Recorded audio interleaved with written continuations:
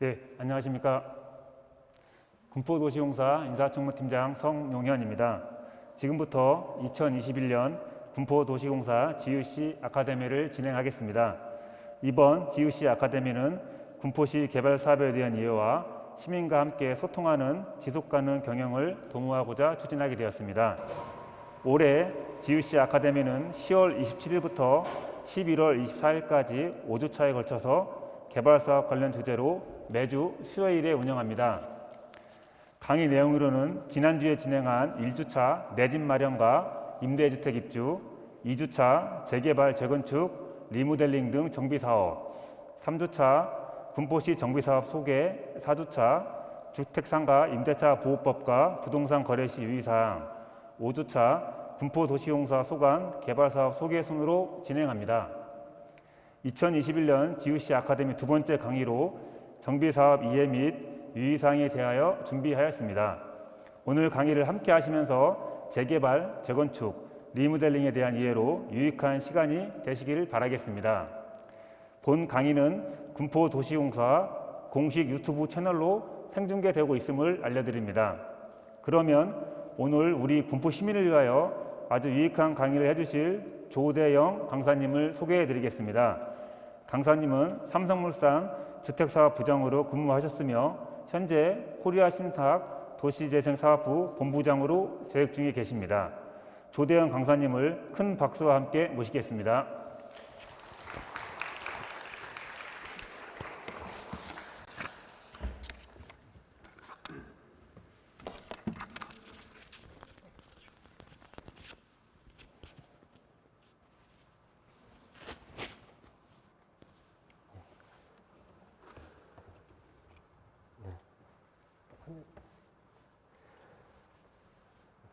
네, 안녕하세요.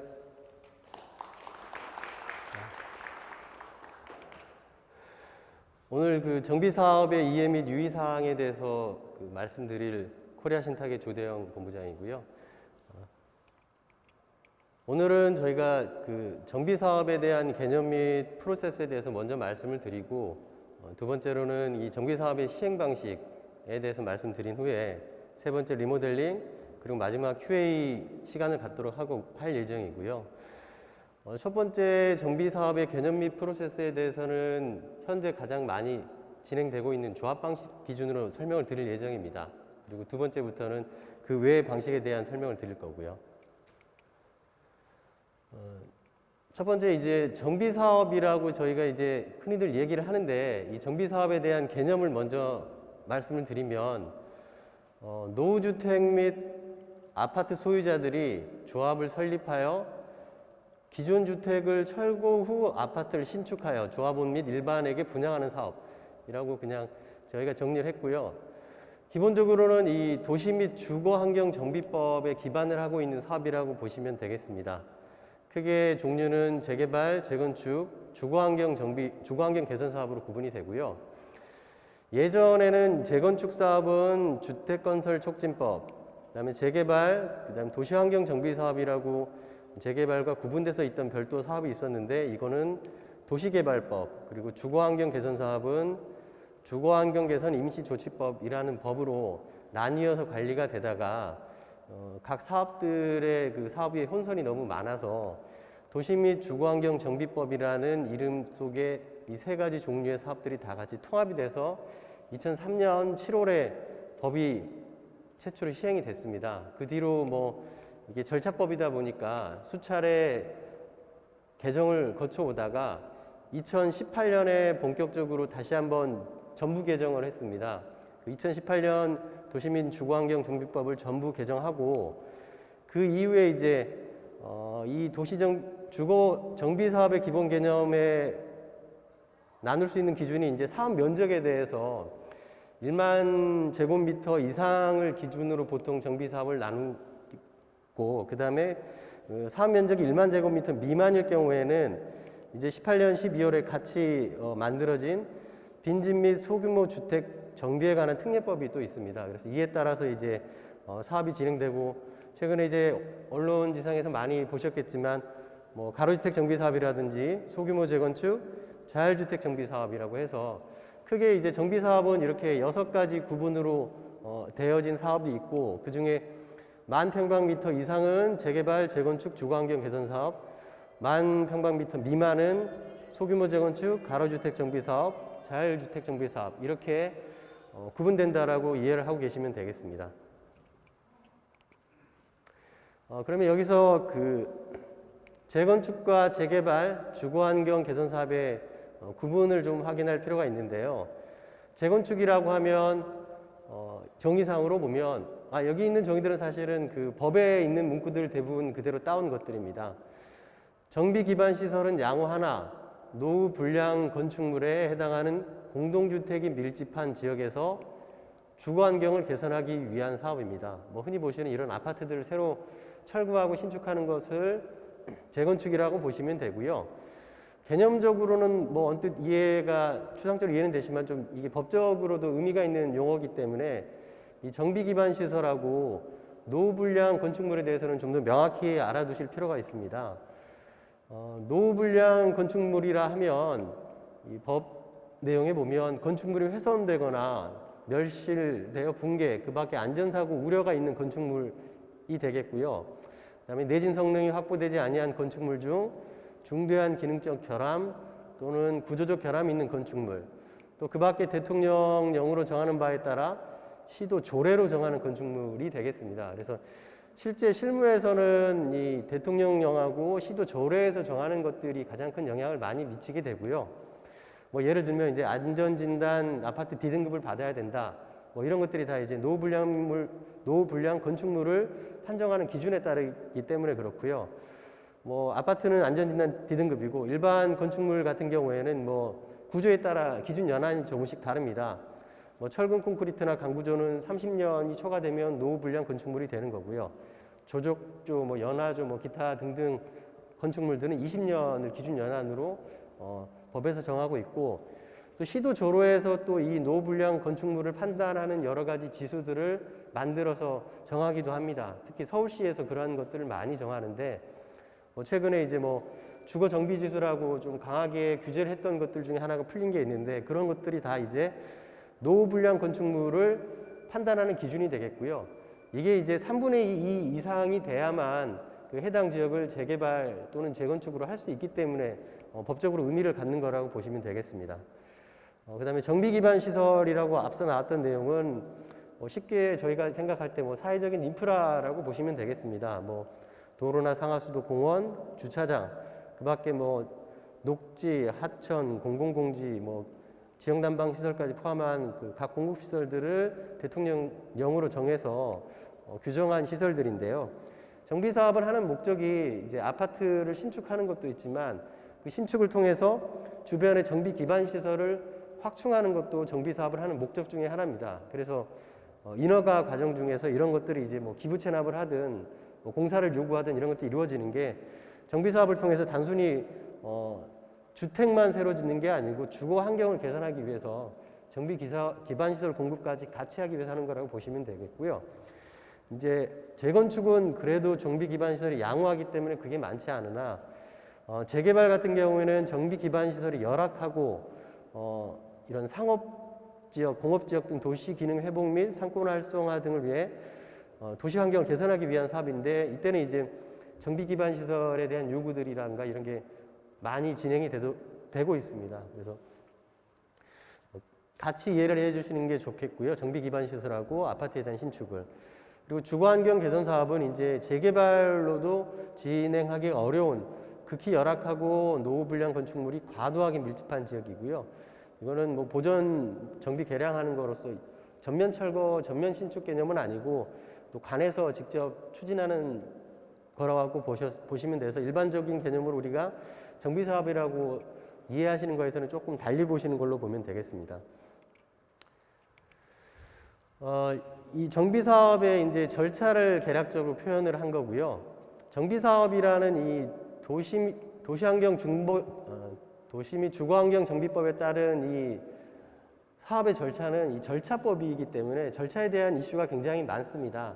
뒤에도 계속 말씀드리겠지만 조합 방식에서 사업이 잘 진행이 안 되는 가장 큰 이유들 중에 하나가 이 절차를 잘 따르지 않았거나 절차에 대해서 법 체계가 미비하거나 또는 또 그러한 법의 해석이 각각 다르거나 해서 사업이 늘어지는 경우들이 많거든요. 최근에 이제 2018년에 법이 개정되면서 많이 정리는 되긴 했습니다만은 아직도 이거는 논란의 여지가 많은 실무적인 이슈들은 남아있는 상태입니다.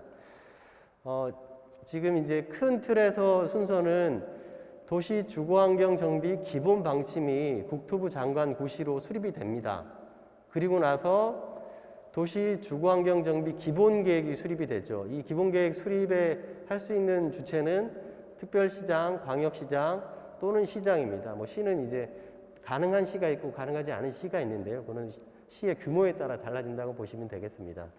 여기까지는 이제 인허가청, 뭐 행정관청에서 진행하는 절차고요. 기본적으로 주민분들께서 어떤 의지를 가지고 할 수 있는 내용은 아니고 시기가 도래하면 해당 지자체 내지는 국토부에서 절차에 맞게 계획을 수립하는 겁니다. 보통 이제 뭐 기본 계획 수립은 군포시도 최근에 진행하고 있는 걸로 알고 있고요. 다른 도시에서도 뭐 2030, 뭐 2020, 2040 뭐 이렇게 얘기하는 것들이 그 주거환경 정비 기본 계획이라고 보시면 되겠고요. 이거는 이제 말씀드린 숫자가 나오는 게 10년 단위로 수립하게 되어 있습니다. 10년 단위로 수립하고 5년 단위로 보완하게 되어 있기 때문에 기본 계획 수립이 그렇게 10년 단위로 2020, 2030 이런 그 연차 단위의 기본 계획 수립이 되게 돼 있고요. 그 다음부터 이제 실제 주민분들하고 바로 이제 관련된 사업 절차들이 진행이 되는데요. 여기 이제 재건축 사업 같은 경우에는 안전진단이라는 절차가 있게 되고요. 그 다음 뭐 정비계획 수립 및 정비구역 지정이라고 있습니다. 이거는 이제 시장, 군수 또는 구청장이 진행하는 건데요. 이제 큰 틀에서의 기본 계획이 나온 후에 실제 주민분들이 소유하고 있는 그 구역의 선을 긋는, 사업을 하는 선을 긋는 게 이제 정비구역 지정이라고 보시면 되겠습니다. 그래서 이 구역 지정 선을 긋은 시점으로 해서 그 재개발 같은 경우에 뭐 여러 가지 권한이 제한이 되기도 하고 나중에 그 소유권에 대해서 분양권에 대해서 이슈가 생기기도 하고 그랬던 것이라고 보시면 되고요. 요 단계부터는 이제 주민분들께서 관여할 수 있는 게 이 정비계획 수립 및 정비구역 지정을 시장, 군수 또는 구청장이 지정권자이긴 하지만 토지 등 소유자, 뭐 주민분들이라고 보시면 되겠습니다. 주민분들께서 입안을 제한할 수 있도록 되어 있습니다. 그래서 그때부터는 이제 직접 이 사업과 관련된 활동을 하실 수 있는 거라고 보시면 되고요. 그 다음 단계가 이제 조합설립 추진위원회를 구성해서 승인을 받아야 되고 시행 예정자라는 게 이 소유자분들이라고 보시면 되겠습니다. 그래서 추진위원회 승인이 되고 창립총회는 이제 그 동의서, 조합 설립을 위한 동의서를 갖고 나서 창립총회를 하고 그리고 조합 설립 인가를 구청에서 또는 시정에서 받게 되고요. 보통 이제 조합 설립 인가가 되고 나면 시공사 선정 단계에 들어가게 됩니다. 서울시만 여기 뒤에 사업 시행 인가 후에 시공사 선정을 하도록 시 조례로 따로 정하고 있고요. 나머지는 조합 설립 인가 후에 시공사 선정하신다고 알고 계시면 됩니다. 그리고 이제 설계에 대해서 개략적인 뭐 모습에서 이제 정비계에서는 단순히 이게 용적률이 얼마가 되고 층이 얼마가 되고 개략적인 세대수가 얼마가 된다는 정도로 이루어진 게 이제 구역 지정대에 들어가는 내용인데 건축위원회 심의, 이제 건축 심의를 받게 되면 이 해당 구역의 아파트의 모습이 좀 더 구체화됩니다. 인면도 뭐 우리 흔히 보는 CG로 멋있게 보여지는 그림도 이때 나온 것들은 이제 실질적으로 나중에 실현될 신축의 모양에 가깝게 그려지기 시작한 시기이고요. 이거는 이제 뭐 시든 구에서 건축위원회를 개최를 해서 건축위원들이 심의를 통해 뭐 교통이라든가 뭐 환경에 대해서 적절한지, 건축물의 모양이라든가 배치는 적절한지 이런 것들을 판단하는 위원회라고 보시면 됩니다. 그래서 건축 심의를 통과하면 그에 맞게 이제 설계자가 보완을 하고 또 디테일한 설계 도서를 좀 더 그려서 사업에 대한 인가를 받는 최종 사업 시행 인가를 받게 됩니다. 이거는 이제 조합에서 시장, 군수, 구청장께 요청해서 받는 절차고요. 그 이후에 뭐 분양 공고, 분양 신청, 관리처분 계획 인가라고 해서 이제 뒤에 조금 상세한 설명 드리도록 하겠습니다만은 이 권리관계를 정리하는 인허가 절차가 있고요.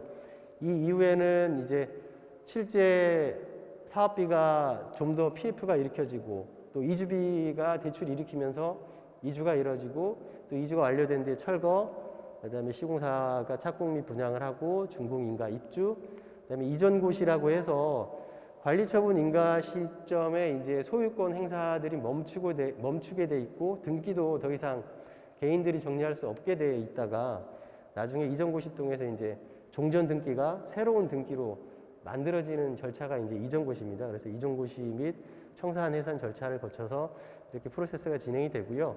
이 붉은색으로 한 뒷부분은 이제 뒤에 세부적인 내용은 다시 한번 뒷부분부터 말씀드리도록 하겠습니다.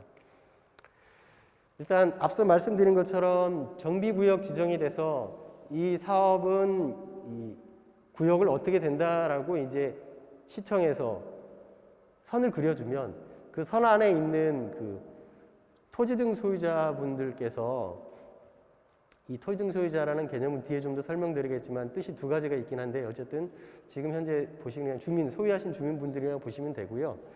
과반수 동의로 이제 추진위원회를 구성하게 됩니다. 이 추진위원회 조직은 이제 위원장이 있어야 되고요. 그리고 5명 이상의 5명 이상의 추진위원회 위원들이 있고 감사가 있는 걸로 이제 조직이 구성되고 국토부에서 고시한 운영 규정이 있습니다. 이 운영 규정을 뭐 안에 보면 추진위원 선임, 그다음에 추진위의 뭐 권리와 의무, 업무 범위, 운영 방법 및 비용에 대한 절차가 나와 있고요. 이 운영 규정에 따라 추진위원회를 운영하도록 되어 있습니다. 그리고 이제 추진위원회가 하는 기능이 뭐냐라고 보면 뒤에 설명드렸습니다만 계략적인 사업 시행 계획서, 이 사업에 대한 구체적인 시행 계획을 작성을 하는 게 이제 추진위의 가장 큰 목적이고요. 그에 따라 조합 설립 인가를 준비하고 또 정비업자나 설계자 선정까지 진행하게 되어 있습니다. 그리고 이제 이 위원회가 한 업무는 총회에서 보고해야 되고 이와 관련된 권리와 의무는 추진회가 행한 권리와 의무는 조합이 포괄 승계하도록 법으로는 되어 있습니다. 근데 여기서 이제 추진위원회에서 좀 이슈들이 있는 게 죄송합니다. 사실 그 법에서 실무적인 디테일한 내용들은 다 규정하고 갈 수가 없는 거고요. 그래서 대부분 이제 국토부나 이런 곳에 운영 규정을 고시하도록 정해놨는데 이제 이런 부분들도 실무를 다 반영하지 않는 부분들이 종종 생기다 보니까 추진위원회에서 할 수 있는 업무만 사실 합니다. 그러니까 추진위원회의 가장 큰 관심 가지셔야 될 거는 추진위원회는 법으로 정한 이외의 업무는 할 수가 없습니다. 권한 자체가 없기 때문에 법으로 정한 이외의 업무를 하게 되면 그 행위가 무효화될 경우가 많고요. 그에 대한 이슈가 항상 그 추진위에서 좀 발생하긴 합니다. 그리고 이제 여기 나와 있는 조합이 포괄 승계하도록 되어 있긴 한데 이 포괄 승계란 말 속에도 약간 모호한 부분이 좀 있어서 구체적으로 보면 뭐 정비업자나 설계자 선정을 추진위에서도 분명히 할 수 있다라고 되어 있긴 한데 이 정비업자하고 설계자가 조합이 승계하는 게 맞느냐 틀리냐 가지고도 법적인 판단이 계속 달라지고 있는 상황입니다. 그래서 뭐 정비업자하고 설계자 선정한 거를 기존 승계하던 대로 관례적으로 하던 사업장에서 과연 이 포괄 승계라는 게 정비업자, 설계자 선정까지 하는 거를 승계하는 게 맞느냐라고 했을 때 법원마다 가능하다 아니면 안 된다라고 판결이 달리 나고 있는 상황이고요. 이건 아직까지 정리가 안 돼 있는 상황입니다. 뭐 이거는 이제 일례로 말씀드린 거고 이런 식으로 이제 실제 법의 취지와 큰 틀에서는 대략적으로 잡아놓은 부분들이 실무에서는 좀 부딪히거나 이해관계에 따라서 문제가 발생하는 경우들이 종종 있어서 실제 사업을 진행할 때는 뭐 최근 판례라든가 이런 것까지 법제체 해석도 더불어서 최근 판례까지 확인해 보시면서 사업을 진행해야 되는 부분이 좀 이 정비 사업에서 좀 어려운 부분이라고 보시면 되겠습니다. 그래서 이런 것들이 이제 초기 단계에서부터 멈춰지는 경우도 한 번씩 생기기도 하고요. 일단 이렇게 추진위원회가 이제 설립이 돼서 여기 정해진 기능에 따라서 업무를 하고 조합 정관을 작성해서 토지 등 소유자 조합 설립 동의서를 진구를 합니다. 이 동의서 진구에 대한 동의 요건은 뒤에 동의서 포함 내용도 있긴 합니다만은 그리고 나서 이제 창립총회를 하는데요. 창립총회는 조합 설립 인가를 신청하기 전에 개최를 하는데 조합 설립 요건인 동의 요건을 확보 후에 하는 게 요즘은 이제 관례화가 됐습니다. 예전에는 이 조합 설립 요건의 동의서가 확보되지 않은 상태에서 총회를 하는 경우도 생겨서 그 총회의 효력에 대해서 취소라든가 무효 확인 절차에 따라서 또 문제가 발생하는 경우들이 예전에 생겼고요. 요즘은 이제 요건을 확보 후에 창립총회 하는 걸로 이제 일반적으로 이제 정리가 됐습니다. 그러니까 이런 것들이 이제 판례라든가 사례가 쌓여서 실무적으로 정착이 된 거라고 보시면 되겠고요. 이 창립총회 소집은 추진위원장 직권 또는 토지등 소유자 5분의 1 이상 요구로 개최하고요. 이 창립총회에서는 조합 정관을 확정하고 조합 임원 및 대의원 선임, 그다음에 추진위원회에서 이제 총회 전에 사전 통지한 내용에 대해서 결정을 하게 됩니다. 의사결정은 기본적으로는 과반수 출석에 직접 참석이 20% 조건이 있습니다. 안건별 의결 요건은 이제 법과 정관에 따라 다릅니다. 직접 참석은 최근에 이제 전자투표 얘기가 나온 상황인데요.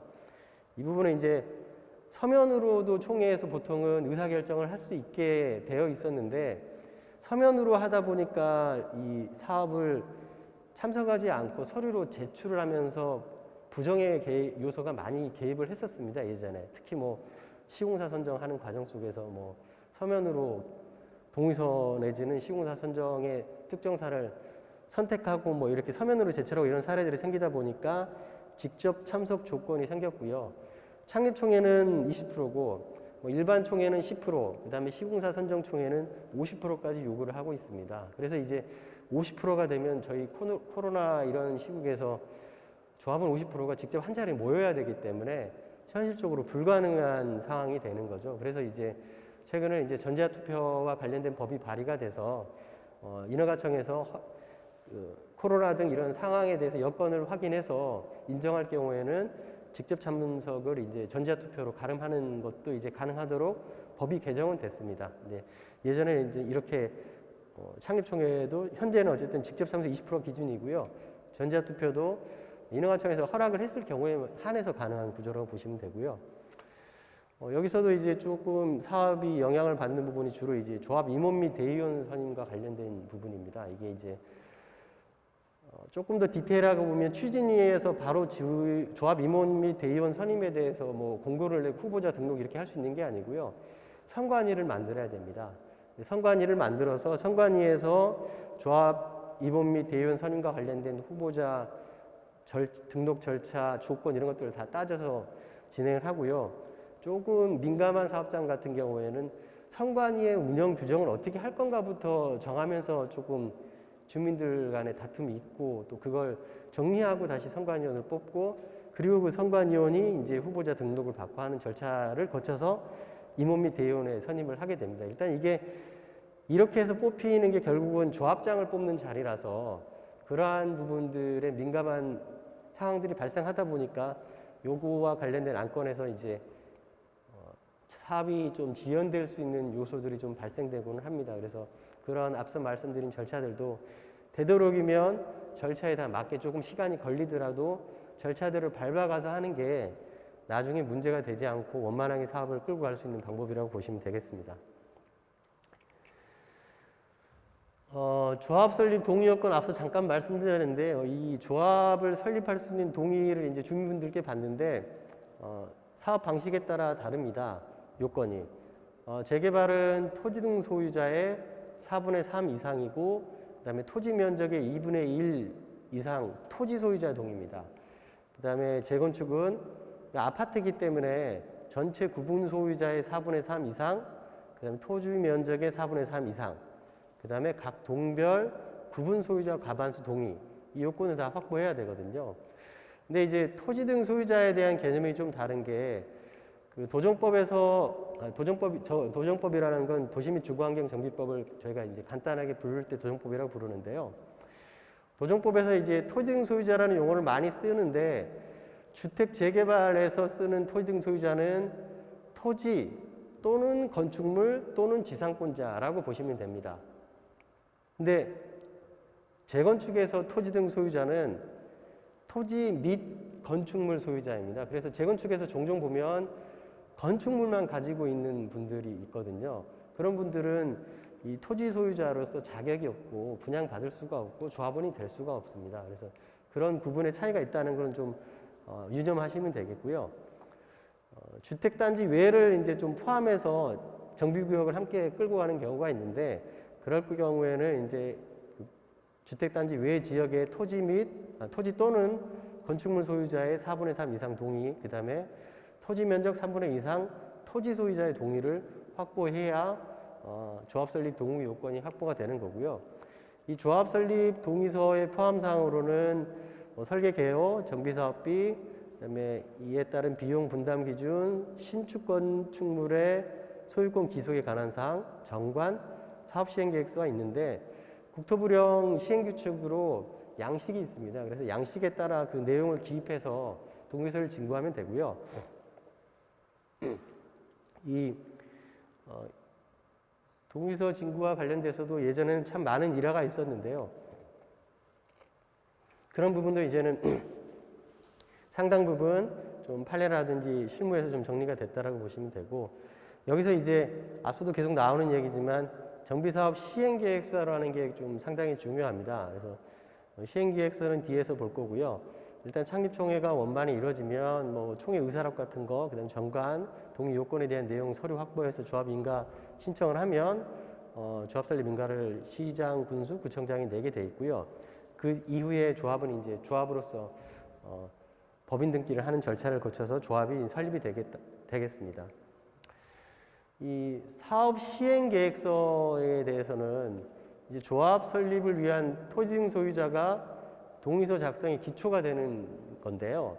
쉽게 보시면 이제 일단 전체 개념으로 보면 이제 그 조합 설립 인가나 사업 시행 인가, 관리 처분 계획 등 각 사업 추진 단계별로 가장 기초가 되는 자료입니다. 그래서 이 자료에 따라서 취소라든지 각종 인허가 취소나 원인무효 소송 또는 분쟁 등에 있어서 동의 효력에 영향을 미칠 수가 있는 사항이기 때문에 이 시행계획서가 굉장히 중요하고 잘 만들어져야 됩니다. 이런 행정적인 의미로도 그렇고요. 실무적으로도 주민분들께서 이때부터 분담금이 어느 정도 될 거고 사업비가 어느 정도 될 거고 이런 것들을 대략적으로 파악할 수 있게 지금 해야 되는 걸로 현재 사업이 이제 구체적으로 사업에 대한 조건을 제시하도록 법이 개정되고 있기 때문에 추진위에서 이렇게 작성하는 사업시행계획서 작성이 굉장히 중요합니다. 일단 사업시행계획서는 정비계획, 정비구역 지정할 때 작성된 내용을 근거로 개략적으로 작성하는데, 추진위원회는 조합 설립에 필요한 동의를 받기 전입니다. 동의를 받기 전에 이 사업시행계획서를 배포를 해줘야 됩니다.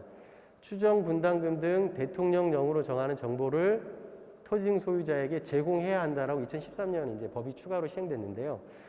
받기 전에 시행계획서의 내용을 전체한테, 토지 소유자 전체한테 제공이 돼야 되는데요. 뭐 구체적으로 내용을 보면 토지 소유자별 분담금 추산액 및 산출 근거, 그 밖에 추정 분담금 산출 등과 관련하여 시도 조례로 정하는 정보입니다. 그래서 경기도 같은 경우에는 토지 등 소유자별 종전 자산 추정가액,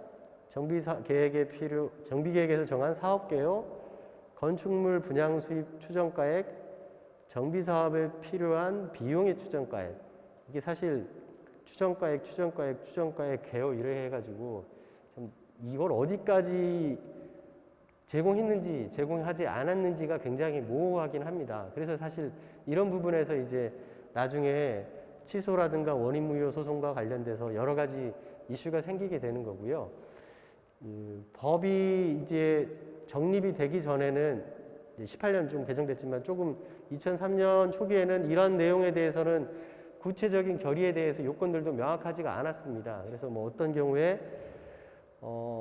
처음에 조합 설립할 때 거뒀던 이 분담금, 사업 계획에 비해서 너무 많은 내용들이 사업 시행 인가 때 바뀌었으니까 그 사업 시행 인가에 대한 저희가 총회에서 결의를 하게 돼 있는데 그 요건을 뭐 과반 이상으로 봐야 된다, 3분의 2 이상으로 봐야 된다, 4분의 3 이상으로 봐야 된다 라는 것들이 법원에서 판결하는 그 법원에 따라 답이 달라지는 경우들이 생겼었습니다. 이거는 이제 정리가 됐는데요. 그러니까 이런 것들이 이제 좀 이 도정법이 절차법이다 보니까 좀 한계가 있는 거고요.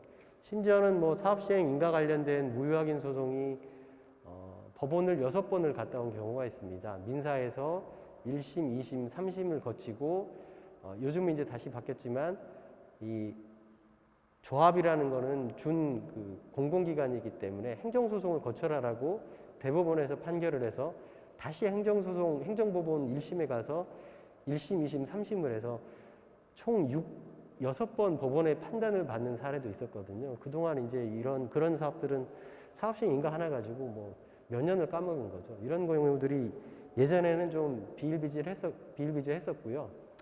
최근에는 이제 사업시행 인가 같은 경우에 이제 과반 이상 그다음에 물가 금액이 지나치게 늘 경우에는 3분의 2 이상 이렇게 숫자에 대해서는 법으로 정리가 되었습니다. 이러한 것들의 다 가장 처음 시작이 조합 설립 인가할 때 동의서에 있는 사업 시행 계획서 내용이기 때문에 이때 숫자들이 굉장히 중요하다라고 말씀을 드리는 거고요. 그렇지만 또 중요한 거에 비해서 다 추정가이긴 합니다. 그래서 명확하게 보여드릴 수는 없고 객관적으로 추정을 할 만하게 했다라는 수준에서만 또 하면 또 크게 문제가 없는 부분도 있긴 합니다. 그래서 좀 모순된 말이 같이 섞여 있긴 하지만 분명하게 이제 사업시행 계획서를 작성할 때는 좀 주의를 많이 기울여야 된다라는 걸 정리해서 말씀드리고요. 이 정비사업에 이제 아까 수입과 뭐 분담금 이런 얘기가 잠깐 나와서 이제 말씀을 드리면 자금 구조를 보시면 지출은 공사비, 설계, 감리, 감정평가, 용역에 대한 비용, 분양 경비들, 그다음에 각종 세금들, 그다음에 총회 청산 비용 등 운영비들, 그다음에 사업비, 이주비, 중도금에 대한 금비용의 지출 비용들이 있습니다. 그래서 이 지출 비용들은 이제 실제 쓰면서 정리가 되는 거고요. 이 조합의 수입은 결국은 일반 분양, 그다음에 임대주택 매각에 따른 수입이 있을 거고 이 지출에서 이 수입을 뺀 뒤에 그 나머지 돈을 소유자분들께서 서로 이제 나눠서 부담하는 그 토지 소유자 분담금을 수입으로 보고 이렇게 이제 정비사업의 자금 구조를 이해하시면 되고요. 쉽게 보시면 지출이 800억이 나왔는데 일반 분양 수입들은 한 600억이 되더라 하면 분담금은 200억이 나와서 조합원분들께서 한 이 200억에 대해서 n분의 1은 아니고요. 보통 이제 조합원들이 가지고 있는 재산의 규모에 따라서 비율에 따라 분담금을 나눠서 분담금을 내서 사업을 끌고 가는 거라고 보시면 되겠습니다. 그 다음에 이제 우리가 흔히 듣는 용어 중에 하나가 비례율이라는 용어는 좀 한 번씩 들어보셨을 거예요. 비례율은 이제 정비사업의 수입과 지출을 반영한 사업성의 지표이고요. 사업성이 좋다 나쁘다를 참고할 수 있는 자료라고 보시면 됩니다. 이거는 이제 관리처분 인가 전까지 비례율은 앞서도 보시다시피 다 예상 금액들입니다. 그래서 이게 정확하게 비례율이 맞냐 틀리냐라는 개념보다는 이 사업지의 사업성이 대략 어느 정도 된다라는 단순 참고용으로 보시는 게 맞고요. 초기 단계에서는. 그 산출하는 방식은 총 수입에서 총 지출을 뺀 다음에 종전자산 평가를 한 금액으로 나누고 그거를 100분율로 이제 100을 곱해주면 되는 건데요. 예를 들면 이제 1000억의 수입이 있고 지출이 800억이다 하면 개발이익은 수입에서 지출을 빼서 200억이 이익이 있고 종전자산 평가를 했을 때는 180억이다 하면 비례율은 111%가 나온다는 구조인데요. 표기가 저희 100만 단위 표기가 빠졌는데요. 여기서 좀 차이가 뭐냐면 앞서 수입은 토지 소유자 분담금하고 일반 분양 그다음에 임대 매각의 수입이라고 말씀드렸는데 여기서 수입은 차이가 조합원 분양 금액을 반영을 합니다. 그래서 실제 조합원분들께서 평당 2천에 분양을 받게 되면 그 평당 2천에 분양받는 평형 25평 하면 5억이라고 하는 그 5억의 분양 금액을 다 수입으로 반영을 하는 거기 때문에 앞서 보시는 분담금하고는 좀 다른 거고요.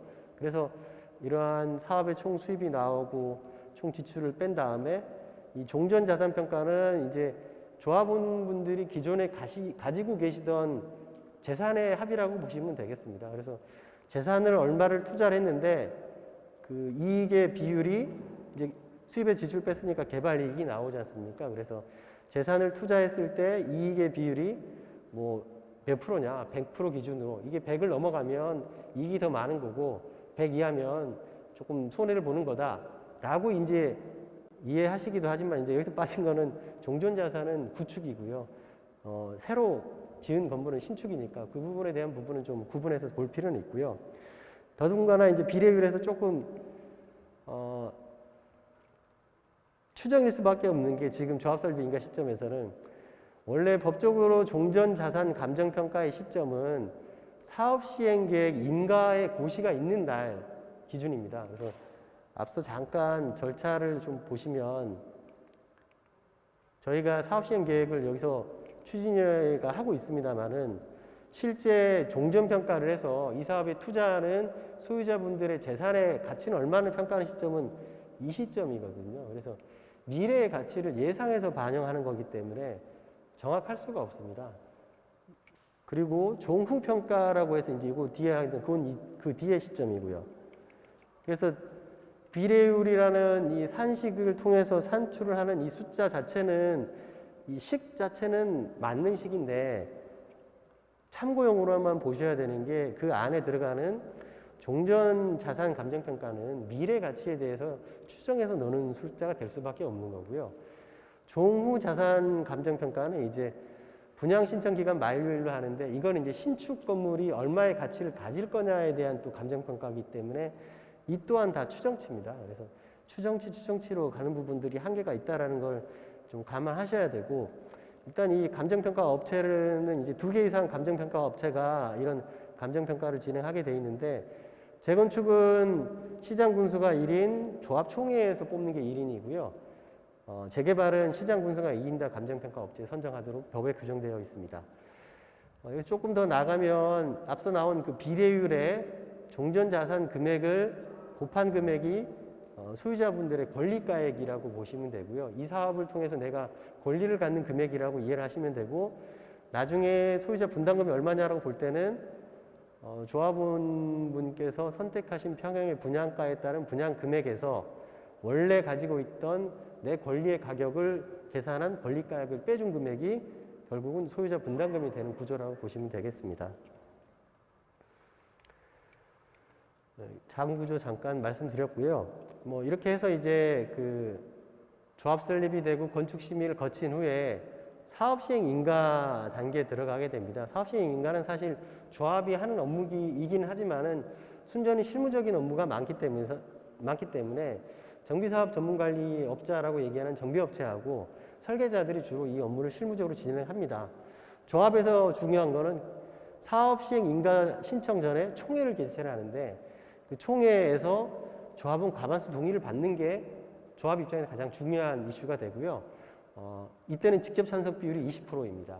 앞서 잠깐 말씀드린 것처럼 뭐 이게 과반수 동의냐 아니냐 그리고 이제 정비사업비의 10% 이상 증가 시 생산자 물가 상승 제외해서 조합원의 3분의 2 이상 동의가 됩니다. 여기서 이상 증가 시의 기준점이 아까 조합 설립 인가 때 배포했던 시행계획서에 나와 있는 정비사업비가 있습니다. 그래서 그 정비사업비 기준으로 10% 이상 증가됐을 때는 동의 요건이 3분의 2로 올라가게 되는 거죠. 그래서 앞서 조합 설립 인가 때 처음에 시행계획서의 정비사업비의 내용이라든가 이런 것들이 뒤에 사업에 계속 영향을 미친다는 게 이런 것들 때문이고 이런 요건 자체는 앞서 잠깐 말씀드린 것처럼 수십 차례 뭐 법원에서 시행착오들이 많았으나 이제 법으로는 과반동의 3분의 2 이상으로 동의는 됐습니다만은 이 또 정비사업비의 10%의 의미, 뭐 생산 물가시 뭐 이런 거 가지고도 여전히 아직도 디테일에는 좀 함정이 남아있긴 합니다. 그래서 저희가 총회를 하게 되면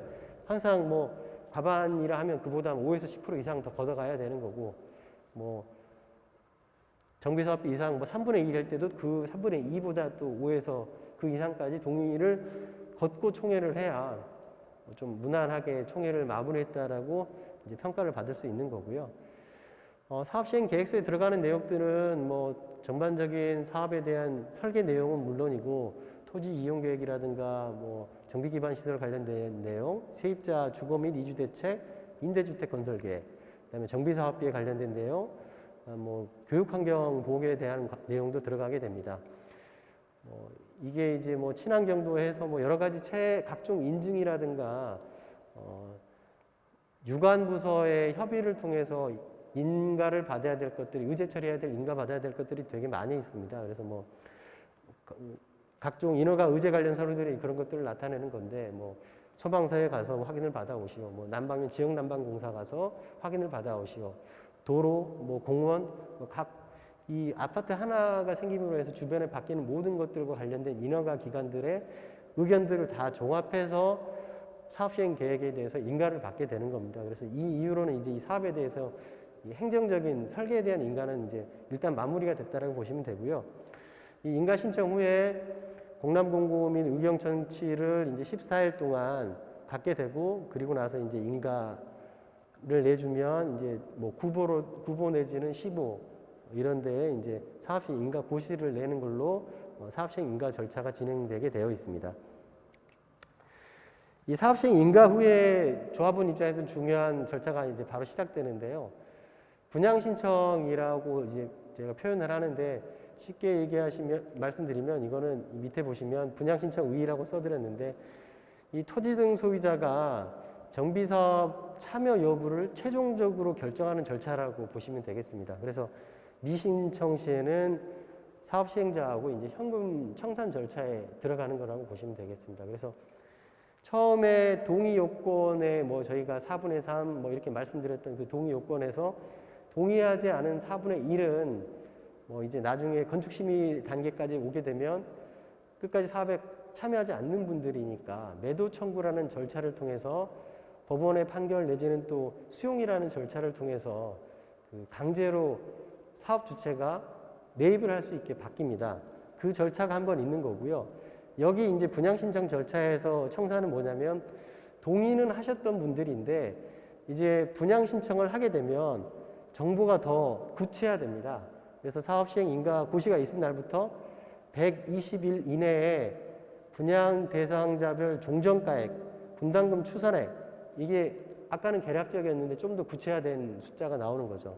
그리고 분양 대상이 되는 대지 또는 건축물 내역에 대해서 통지하고 공고하는 게 통지 소유자한테 해드리고 공고 일간신문에 하게 됩니다. 그래서 이거를 하게 되면 내가 이 사업에 참여를 할까 말까 소유자분들이 다시 한번 고민을 하셔서, 기존의 조합 설립 인가 때는 동의했으나 뭐 여러 가지 금액적인 판단을 해봤을 때 같이 가기가 어렵겠다라고 판단하게 되면 분양 신청을 하지 않으시면 이 사업에 참여하지 않고 시행자하고 청산하는 절차에 들어가게 됩니다.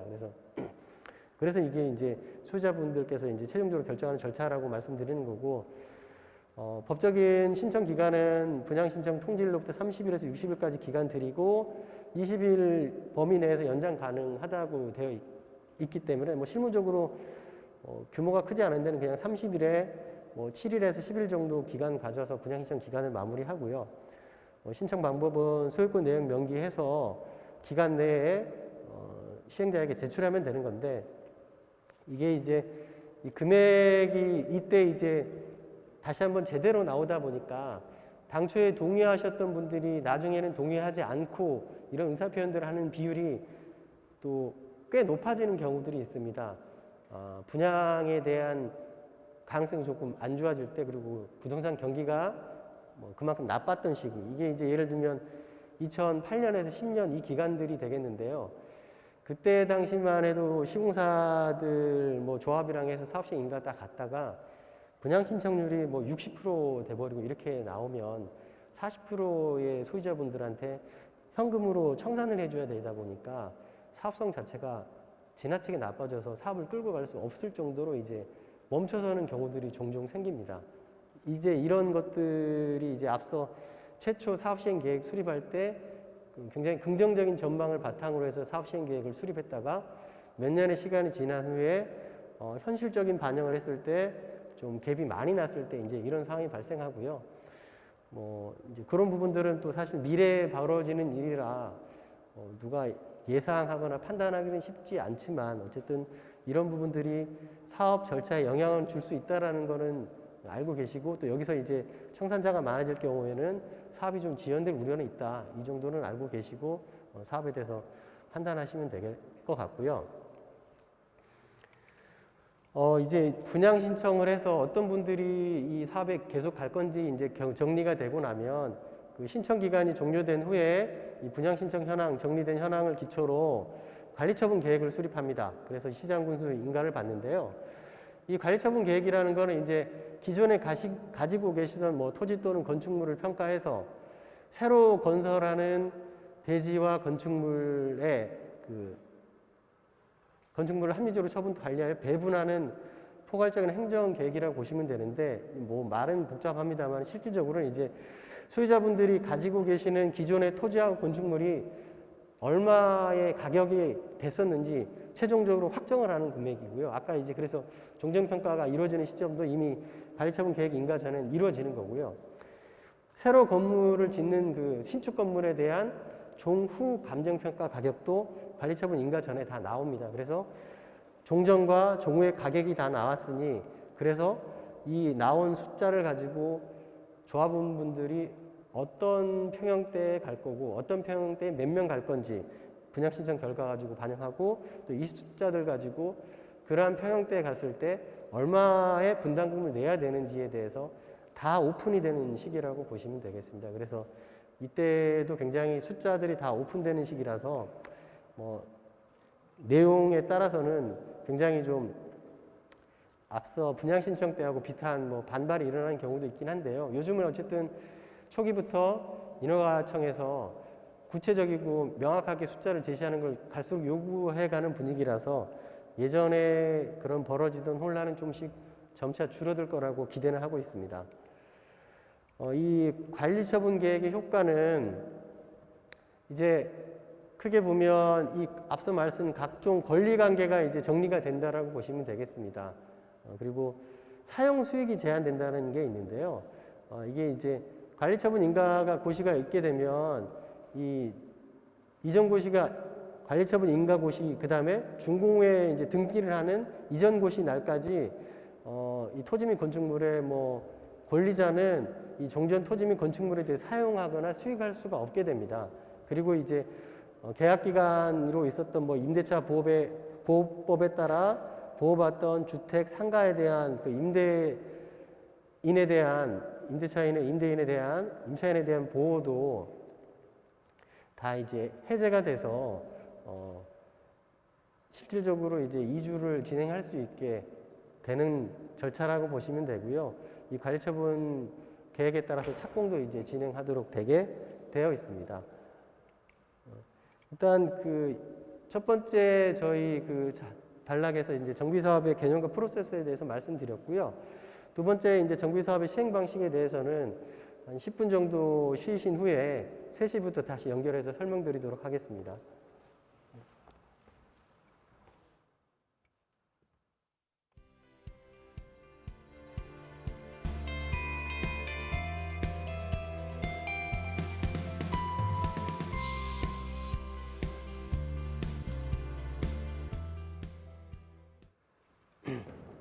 예, 20분 이제 3시가 됐으니 두 번째 내용부터 다시 설명 진행하도록 하겠습니다. 앞서 저희가 그 첫 번째 시간에서 말씀드렸던 내용은 전체적으로 그 조합 방식 기준으로 저희가 말씀을 드렸습니다. 그래서 사업을 진행하는 가장 일반적인 방식이고 오래 해온 방식이긴 한데 편리한 방식이 뭐 익숙한 방식이기도 하고요. 그렇지만 또 다른 시행 방식들이 이제 최근에 또 이슈가 되기도 하고 기존에 많이 해왔던 것들이 있어서 그 부분에 대해서 이제 LH에서 조달한 부분이 이제 주택 도시기금이 있는데 이제 도시기금에서 이 사업에 자금을 넣게 된 거는 한 3, 4년 전부터 이제 개정이 되면서 됐었고요. 그 전까지는 안 됐었기 때문에 이런 그 시공자한테 대여받는 구조로 갔고, 현재는 이제 주택 도시기금을 통해서 기금을 대여받아서 토지공사가 사업을 진행할 수 있긴 합니다. 그래서 이제 현재는 기금 통해서 한다고 보시면 되고, 다만 여기서도 자금을 대여받는 주체가 공사이기 때문에 공사의 그 부채 비율과 관련된 이슈가 분명히 있습니다. 그래서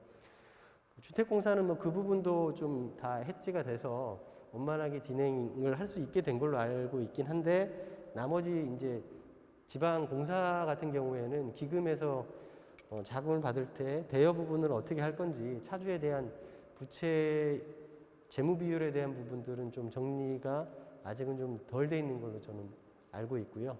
그런 부분들에 풀어가야 될 숙제들은 여전히 남아 있는 상태입니다.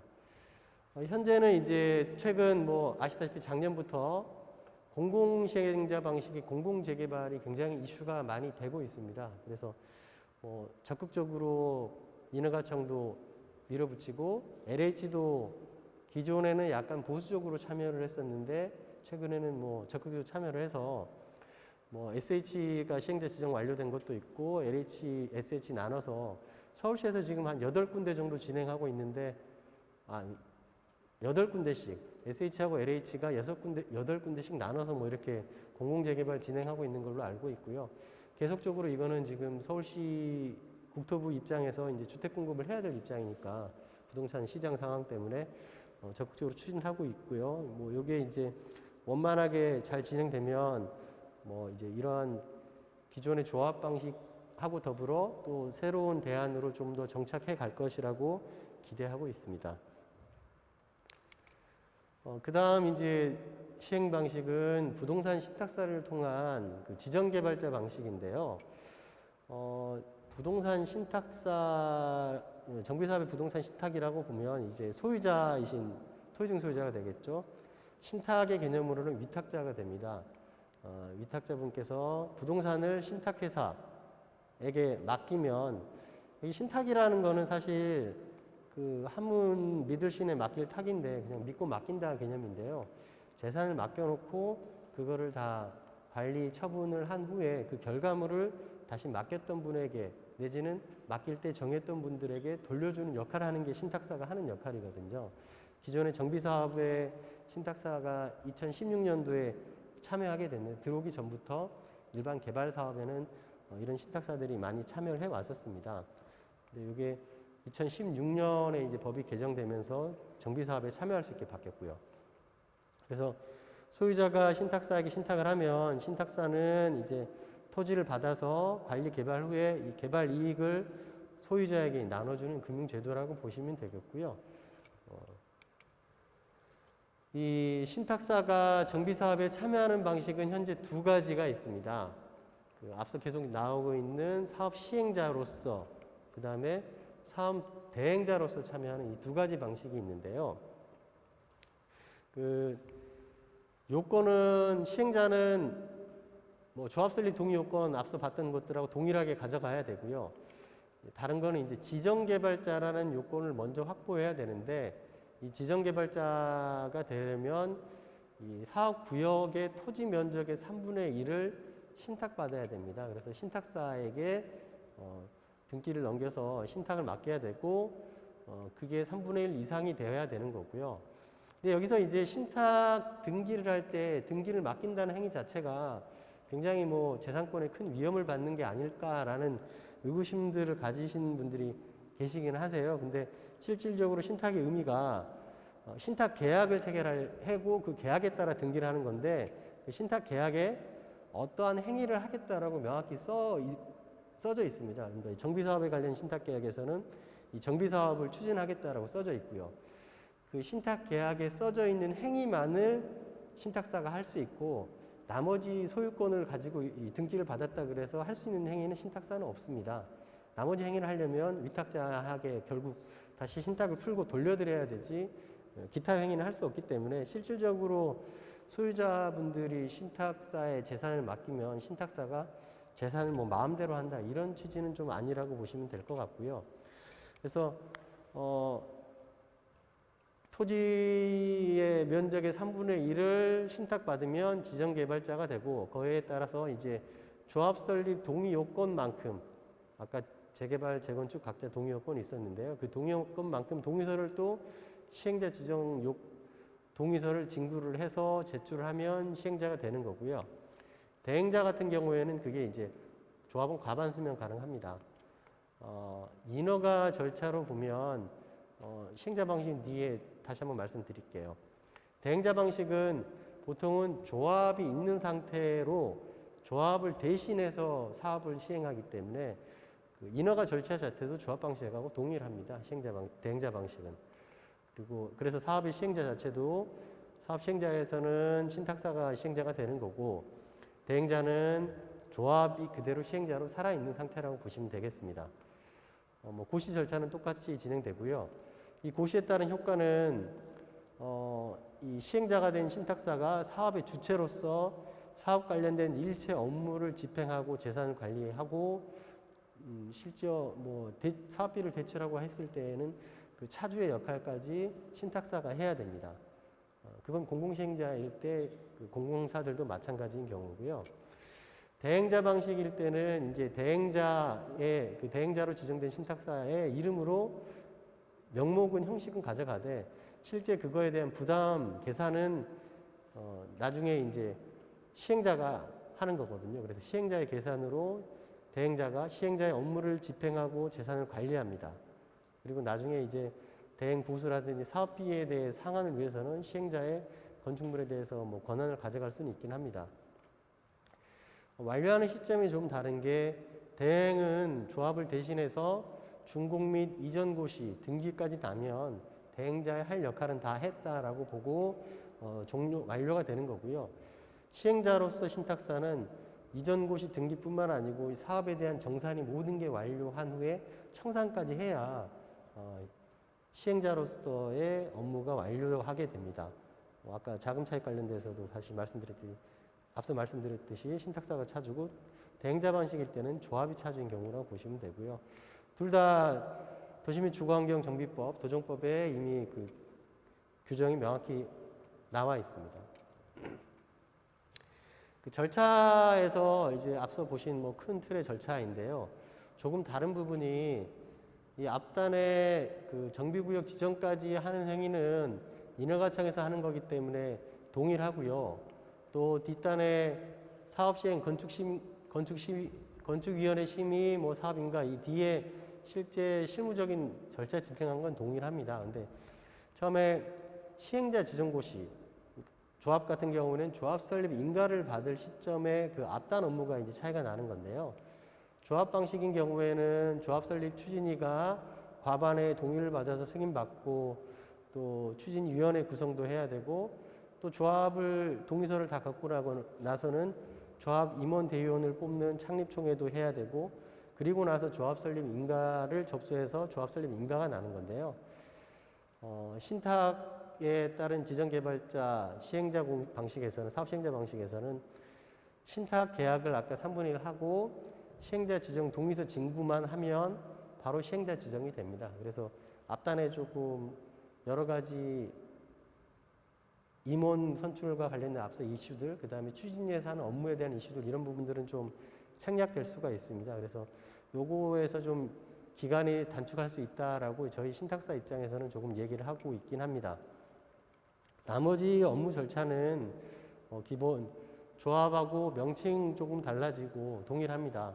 조합에서 총회 결의를 통해서 하던 것들이 신탁에서는 지정개발자, 토지 등 소유자 전체 회의를 통해서 한다는 게 다르고요. 토지 등 소유자 안건에 올라가야 되는 것들이 그 조합은 대의원회가 있기 때문에 대의원회에서 몇 가지 사항들은 총회 결의를 통해 위임받을 수 있습니다. 근데 신탁 방식에서는 대의원회 같은 그 중간 의사결정 기구가 없어서 그냥 어떤 특정한 안건들에 대해 거의 대부분 토지 등 소유자 전체 회의를 거쳐야만 한다는 점에서 좀 중간 진행 과정에 차이가 있긴 한데 기본적인 인허가 절차는 다 이렇게 동일하다라고 보시면 되겠고요. 그 신탁사들이 이제 정비사업에 참여한 거는 도시정비법이 개정된 후부터입니다. 예전에는 그 시행자 방식으로 신탁사가 참여할 수 있는 법 규정 자체가 없었고요. 2016년 3월에 도시정비법이 개정이 됐습니다. 그래서 사업 시행자가 신탁사가 될 수 있다라고 법이 명확하게 정리가 됐고, 그때 이후로 이제 신탁사들이 이제 정비 사업에 참여하고 뭐 여러 가지 수주도 점차 확대해 가고 있는 상태고요. 초기에는 시행자 방식으로는 참여하기보다는 대행자 방식으로 신탁사들이 참여하는 걸 선호했습니다. 그래서 대행자 방식은 기존의 조합 방식으로 사업이 진행되어 온 인허가 절차도 있고 각종 판례라든가 이런 것들이 명확히 어느 정도 정리되어 있기 때문에 그 위에 올라타서 갈 수 있는 구조라서 쉽게 접근할 수 있어서 대행자 방식으로 사업들을 많이 진행을 했었고요. 하지만 이제 시행자 방식으로도 이제 좀 점차 진행된 사례들이 나오고 있습니다. 그리고 시행자 방식으로 초기부터 추진한 최초 사업장은 이제 여기서 가까운 곳이죠. 안양의 진흥로얄 아파트 재건축이라고 있는데요. 여기는 이제 금년 11월에 이곳을 준공하고 이제 입주까지 앞두고 있습니다. 이 사업장 같은 경우에는 16년도에 시행자가 될 수 있게 이제 법이 바뀐 이후로 그때 16년 9월 달부터 이제 시행자 지정이 돼서 정비 뭐 건축 심의 사업 시행 인가 뭐 관리 처분 인가 이주 철거 다 거치고 금년 11월에 하는 거라서 약 5년 2개월 정도 걸려서 준공된 거라고 보시면 되고요. 그래서 비교적 좀 빨리 진행됐다라고 보시면 되겠습니다. 실제 시행자가 지정된 거는 16년 9월에 지정이 됐거든요. 그리고 5년 내 준공까지 됐으면 공사 기간 감안하면 비교적 빨리 진행된 거라고 보시면 되고 여기 이제 대규모 사업장으로 이제 처음 사업장이 준공이 된 곳이 그 이편한 세상 대전 에코폴인데 여기 같은 경우에는 대행자 방식으로 한 곳인데 올해 이제 입주까지 다 마무리한 걸로 지금 보시면 되겠습니다. 분양도 그렇고 잘 마무리 진행됐었고요. 여기는 이제 조합이 관리처분 인가까지 끌고 갔는데 시공사가 뭐 동문건설이었는데 부도가 나고 사업이 멈춰 있었던 상황에서 시공사를 DL ENC로 이제 회사명이 바뀌었습니다만은 대림건설로 시공사를 교체하고 그리고 나서 이제 정상화시켜서 사업을 마무리까지 한 단거라고 보시면 되고요. 최근에 어쨌든 현재는 이제 신탁사가 14개의 신탁사가 인가받은 신탁사가 있고요. 이곳에서 뭐 대략 100여 개 현장 가까이 이제 신탁 방식 정비 사업을 수행 중에 있습니다. 근데 실제 신탁사 중에 14개이긴 합니다만 약 7개 정도 신탁사가 신탁 사업을 정상적으로 진행 중이라고 보시면 되고요. 나머지는 약간 좀 탐색하는 과정 중에 있습니다. 그렇게 되는 이유는 이제 아무래도 그 신탁이라는 거는 금융의 업태를 가지고 있고 또 금융 자본시장법을 기준으로 영업활동을 하던 회사이기 때문에 이 도시정비 사업에 법적으로도 서로 상충하는 부분들이 좀 있었습니다. 그래서 그런 부분들 정리가 되는 거를 지켜봐야 되는 부분들도 있고 또 세금이라든지 뭐 정비사업위원회에 대한 부분들 여러 가지 것들 좀 정리해야 될 것들이 아직도 좀 남아있긴 한데 점차 풀어가면서 사업을 진행하고 있다라고 보시면 되겠습니다.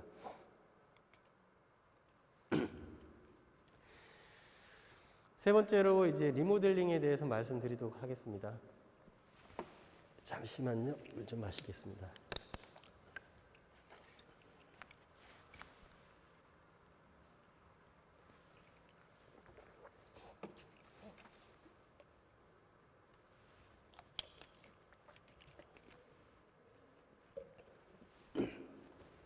죄송합니다.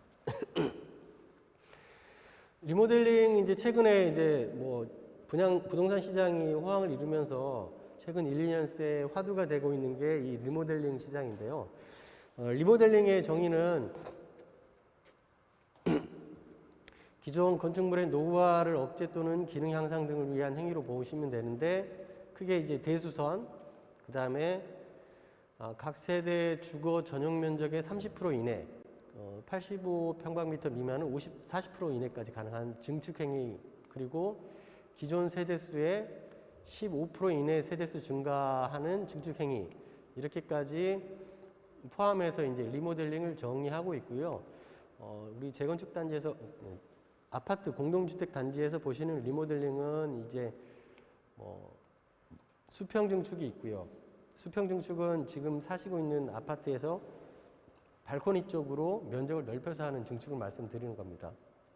수평 증축이 있고, 그 다음에 별동 증축이라 그래서 이제 동을 새로 아예 만들어서 하는 증축이 있고, 그 다음에 수직 증축이라고 해서 이제 기존 건축물의 위쪽으로 층을 올려서 하는 수직 증축 이렇게 세 가지가 있는데요.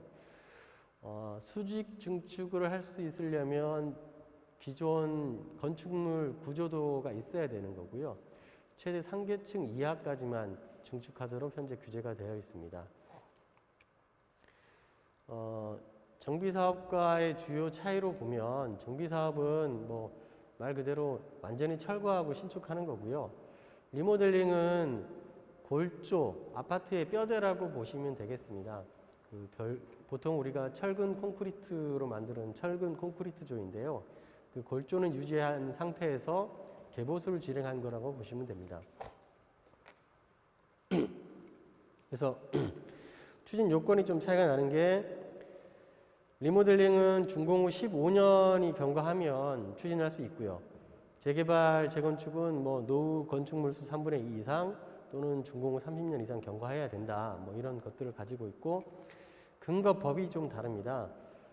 재개발, 재건축은 도시 및 주거환경 정비법에 따라 진행하는 거고요. 리모델링은 주택법에 따라 다른 겁니다. 그래서 사실 뭐 명확하게 보면 리모델링은 정비사업이라고 얘기하는 법적인 의미의 정비사업은 아니라고 보시는 게 맞긴 하고요. 근데 이제 일반적으로 인식하면 뭐 새로 다시 하는 거니까 정비사업이라고 이해를 하시긴 합니다만은 법 체계 자체가 전혀 다른 쪽에 있기 때문에 리모델링은 리모델링 별개로 보셔야 되고 정비사업에서는 뭐 재개발, 재건축 이렇게 있다라고 이해를 하시면 되겠습니다. 이제 그 이 리모델링의 사업 현황은 좀 간단하게 정리를 한 건데요. 현재까지는 이 사업 추진 전반적인 사항을 좀 시공사에 의존하고 있습니다. 뭐 가장 큰 이유는 자금에 대한 대여를 시공사에 받기 때문인데요. 뭐 지금 이제 성남시 같은 경우에는 초기 사업비를 지자체에서 지원을 해줍니다. 그래서 그 부분은 좀 달리 갈 수 있긴 한데 나머지 곳들은 이제 시공사로부터 초기 사업비 피입할 때까지 대여를 받기 때문에 시공사의 의지대로 사업이 좀 추진될 가능성이 높고 또 공사비에 대한 검토하고 협상력 자체가 뭐 일반적으로 정비사업의 조합도 마찬가지이긴 합니다만은 그래도 재개발, 재건축은 그래도 수십 년 진행되다 보니 그리고 시공사들이 여러 사업장을 하고 있고 하다 보니 뭐 최소한 계략적으로 비교라도 할 수 있는 공사비의 수준이 있는데 리모델링은 사실 뭐 시공사들 자체도 리모델링을 실제 추진한 경험을 가지고 있는 시공사는 몇 군데가 안 됩니다. 그래서 시공사에서 제시하는 공사비 자체에 시공사도 좀 검토 능력이 떨어지는 시공사도 있고요. 그러다 보니 뭐 내역이라든가 여러 가지에 대한 조합에서 검토할 능력이 전혀 가지기가 어려운 현황이라고 보시면 되고 또 이제 추진 주체 및 행정 영역의 추진 능력 부족이라는 뭐 용어는 능력 부족으로 표현하기는 해서 좀 과하긴 합니다만 주로 이제 업체에 관한 이슈가 되겠습니다. 이렇게 행정 영역 업체가 뭐 업체의 탓은 또 아닐 수도 있죠. 이 리모델링 사례가 많지 않기 때문에 리모델링 사업을 완수한 경험이 부족해서 적절한 사업 추진 방향을 제시하지 못한 경우도 있고 또 기본적으로는 재건축으로 갈까 또 아니면 리모델링 자체에 대한 반대 등의 이유로 이제 주민 갈등이 발생해서 사업이 지연 중단되는 경우들이 좀 생겨 있고요. 또 업체들 입장에서 뭐 무분별한 수주를 해서 사업이 지연되고 또 방치하는 사례들이 좀 생기고 있습니다. 또 이제 앞서 잠깐 말씀드렸다시피 국토부 및 전문기관의 이제 건설기술연구원에서 수직 증축에 대해서 이게 구조적인 안전 우려에서 안정성 검토에서 굉장히 난항을 겪고 있습니다. 그래서 이 건설기술연구원 건기원에서 1차 안전성 검토 시부터 구조 안전 통과에 대해서 매우 수직 증축에 대한 보수적인 입장을 가지고 있습니다. 그래서 수직 증축을 포기하는 단지가 많이 발생하고 있고 또 실제 통과한 곳이 한 뭐 5-6군데 있긴 합니다만은 굉장히 어렵게 통과를 했습니다. 시간도 오래 걸리고요. 기본적으로는 이런 그 별동 신축이나 수평 증축이 어려운 수직 증축만을 해야 되는 그 단지 같은 경우에는 이러므로 인해서 이제 사업성이 저하되고 조합원 분담금이 증가될 우려가 좀 있는 상태라고 보시면 되고요. 그래서 이 리모델링을 추진할 때 좀 검토할 사항이라고 보면 뭐 이제 기존 건축물의 용적률 대비 증가가는 용적률 수준에 대해서 이게 좀 제도가 안정됐으나 연한 도래가 늦은 재건축과 비교해서 좀 리모델링 추진 여부를 결정할 필요가 있다. 어떻게 보면 용적률 증가분이 많지 않거나 지금 현재 주거 환경이 너무 열악하면 리모델링을 적극 추진하는 것도 맞는 방법이긴 한데 어쨌든 이런 비교는 좀 있어야 되지 않냐라는 검토 사항이 있는 거고요. 그다음에 이제 제도적으로는 시공사하고 행정용역업체에 대한 그 제도 개선이 좀 필요하고 자금에 대한 지원은 어떻게 할 건지가 향후 좀 제도적으로 검토가 필요한 부분이 있고 이게 별동 신축하고 수평 증축 가능한 단지는 뭐 현 시점에서도 바로 이제 추진을 하시면 되는데 수직 증축 외에는 대안이 없는 단지에서는 이게 좀 그 현재 인정되는 공법이라 하면 이제 단순히 기초하고 골조에 물리적으로 보수 보강을 더 해라라는 방법만 지금 건기원에서 인정을 하고 있거든요. 이럴 경우에는 좀 비용이 굉장히 많이 추가될 수가 있습니다.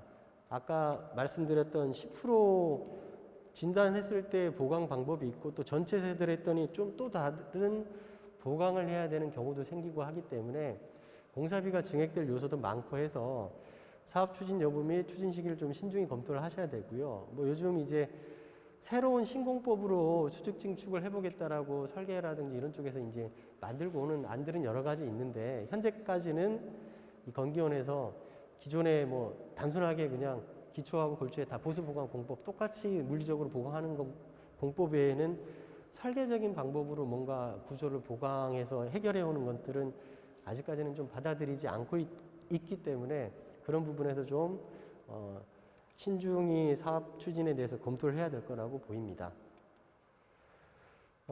오늘 저희가 이제 그 설명드리려고 준비한 내용들은 다 말씀드렸고요.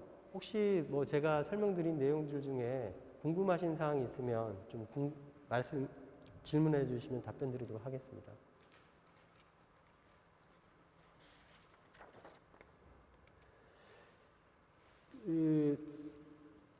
일단 지금 뭐 유튜브로 생중계도 되고 있기 때문에 몇 가지 이제 궁금하신 부분들 질의한 거를 그러면 제가 먼저 좀 더 말씀을 드리면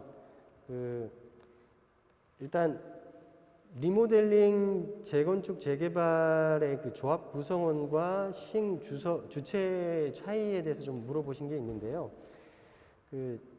앞서 재개발 재건축에서 잠깐 말씀드렸었는데 토지 등 소유자라고 되어 있는 그 정의에서 차이가 좀 있었습니다. 어떻게 보면 리모델링하고 재건축은 동일하다라고 보시면 되겠습니다. 공동주택의 소유자, 토지하고 건축물을 다 가지고 계신 소유자분들이 이제 토지 등 소유자가 되고 리모델링의 조합원이 되는 거고요.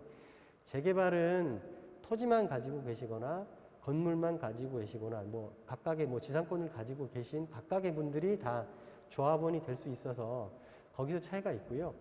시행 주체는 리모델링도 이제 조합으로 정식 인정받는 걸로 이제 법이 최근에 바뀌어서 일반 정비사업의 조합과 동일하다라고 보시면 되겠습니다. 그리고 앞서 제가 잠깐 이제 이 안전진단이 이 사업 자체에서 가지고 있는 양도소득세 관련된 이슈가 하나 있다면 앞서 이제 1:1 재건 리모델링을 해서 기존 사시던 건축물 동호수에 그대로 입주를 하시게 되면 뭐 양도라든가 취득에 대한 이슈가 없는데 앞서 말씀드린 뭐 수직 증축을 만약 하게 되면 층수를 다 같이 올린다든지 뭐 어쨌든 기존에 가지고 계시던 동호수하고 신축된 동호수의 그 동호수가 달라지는 경우가 발생될 경우에는 이제 또 세제상으로 보면 어떻게 보면 기존 세대를 팔고 신축 세대를 취득한 개념이 되다 보니까 양도소득하고 취득세 이슈가 좀 있을 수도 있긴 한데요. 그 부분도 아직 뭐 수직 증축으로 그 단계까지 간 사업지 자체가 없어서 이슈로 남아 있는 거고요. 이제 뭐 이런 문제가 있다라는 거는 뭐 모두가 알고 있기 때문에 세법이라든가 뭐 국세청 뭐 세무서하고 그런 부분들은 또 상식적인 부분하고 좀 잘 안 맞는 부분들은 점차 정리될 걸로 하고 기대를 하고 있습니다. 뭐 현재는 아직 명확한 규정은 없긴 하지만 아까 신탁 방식도 처음에 들어올 때 그런 부분들이 좀 있었는데요. 실무적으로 진행하면서 국세청하고 이런 부분들, 그다음 세무서하고 이런 부분들 다 정리가 점차 될 걸로 기대를 하고 있습니다. 이상으로 오늘 뭐 질문 포함해서 준비한 내용들은 다 마무리했고요. 예, 그다음 진행하신 분께 저희 넘기도록 하겠습니다. 예. 앞서 잠깐 여쭤봤는데. 네, 지금까지 2시간 동안 강의를 해주신 정비사업의 이해와 관해서 강의를 해주신 조대현 강사님께 다시 한번 큰 박수 부탁드리겠습니다. 예, 다음 강의는 11월 10일 수요일 오후 2시에 군포시 정비사업에 대하여 진행될 예정입니다. 군포 시민 여러분의 지속적인 관심 부탁드리며 군포도시공사 공식 유튜브 채널 구독 부탁드리겠습니다. 이상으로 강의를 마치겠습니다. 감사합니다.